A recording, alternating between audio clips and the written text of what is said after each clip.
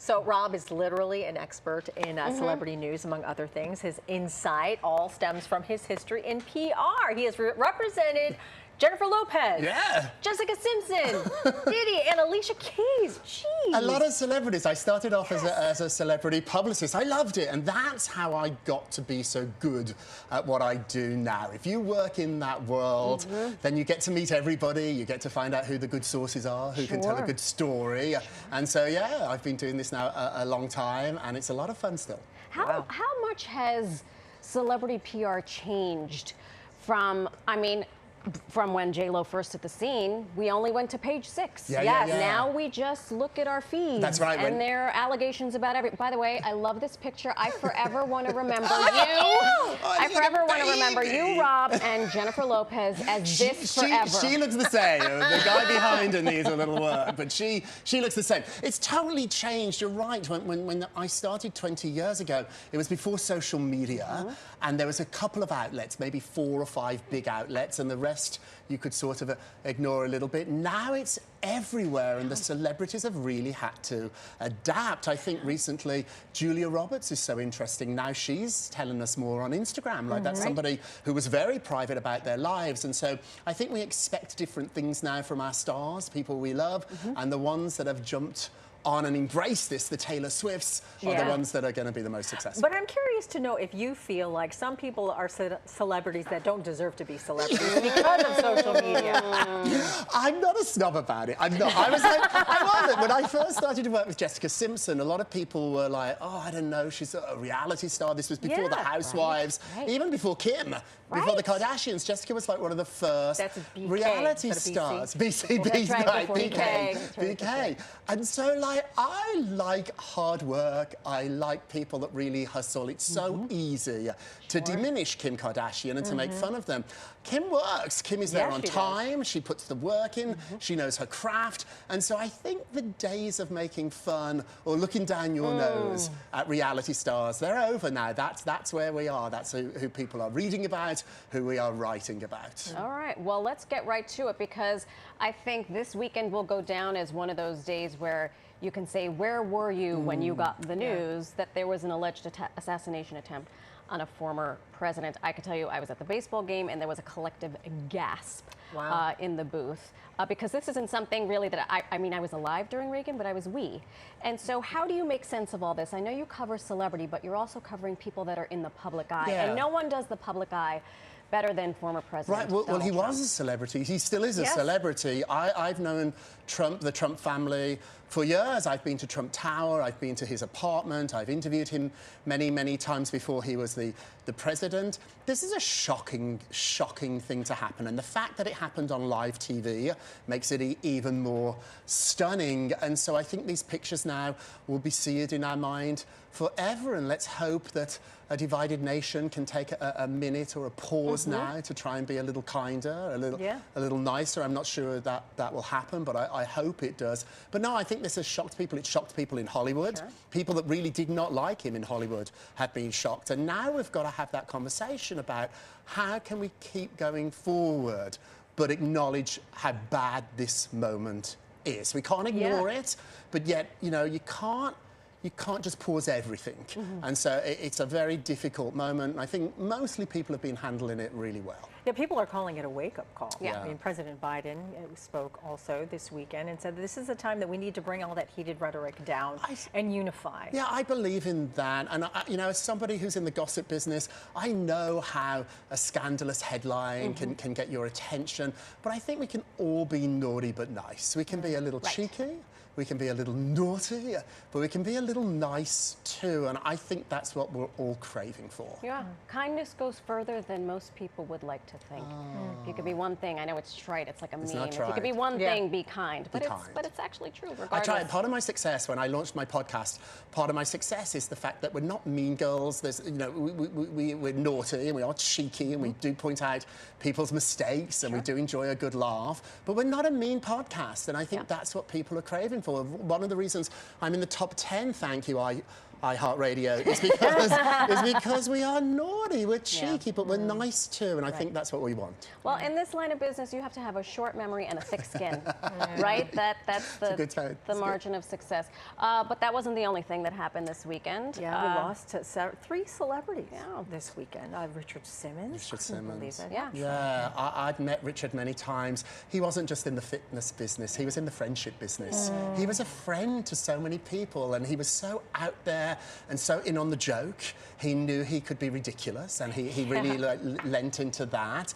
And I have a tremendous respect for him, and I think later on in his life, when he really wanted to disappear and he sort of pulled back from the public spotlight, a lot of us missed him, but he didn't owe us anything. He'd given us hours and hours of fun, of entertainment, and he also too, let's be honest, he changed the fitness business. Let's be clear here. Richard said when he was 260 pounds, there was nobody out there like him. He was the first person to put people of different shapes into fitness videos. He was the first person to say, don't diet, use common sense. And so even though it was easy to make fun of him, and a lot of us did, including Richard, really what he had to say was profound. He made a huge difference in people's lives. And no one wore those short shorts like Richard Simmons. I know that there was a biopic in the works. It's still in the works. Holly Short has been working on it now. He's not that happy about it when Richard did comment about it and didn't like this. It's unauthorized. He didn't want part of it.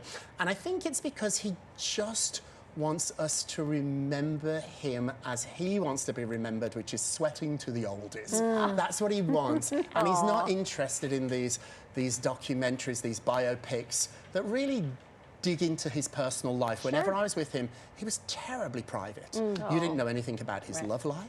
You didn't know anything about his home life.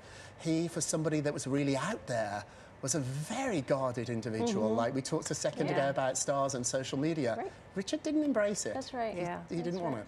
On the opposite side of that was someone who was very open about her sex life, and that's Dr. Ruth Wester. Dr. Ruth, what a legend. Like, let's remember, she fled the Nazis. As a young girl at 10 years old, she left her family on the kindergarten and went to Switzerland, and she never saw them ever again.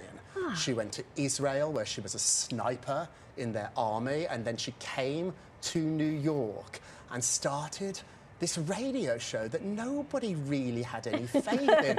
And it was at, like, I think midnight on a Sunday, and it became one of the most popular shows. And it's because she would talk about intimacy in a way that maybe we thought about it, but nobody dared would say. And so she could be interesting and informative, and also too a little bit cheeky. And so the show was a huge success. I've interviewed her several times. She loved being a celebrity. She was, what, 4'7"? I was going to say she was wee.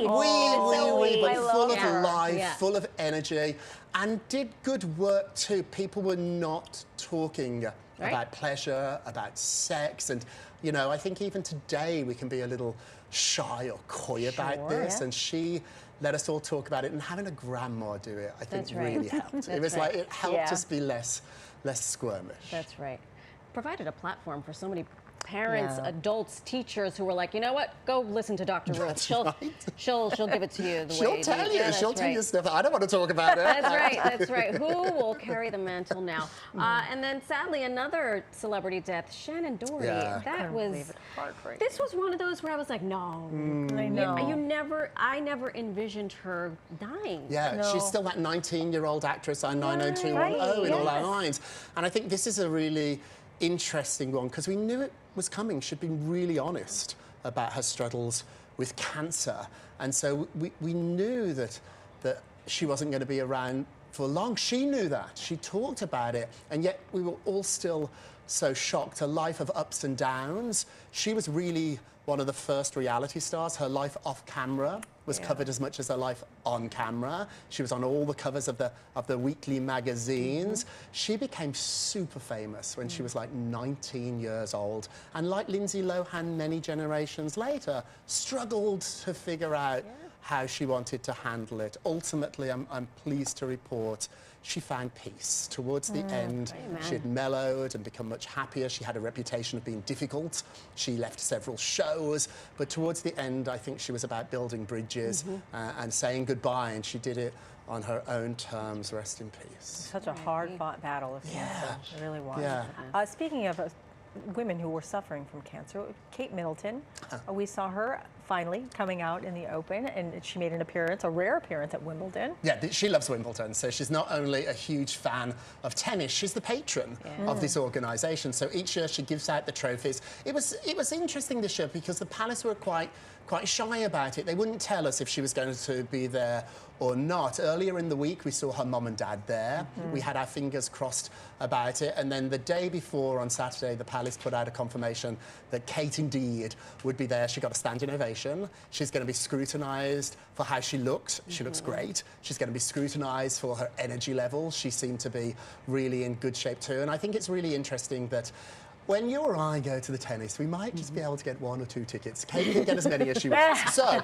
the fact she didn't take her whole family, the fact she just turned up with Princess Charlotte tells you that's what she wanted out there. It was like a mommy-daughter afternoon.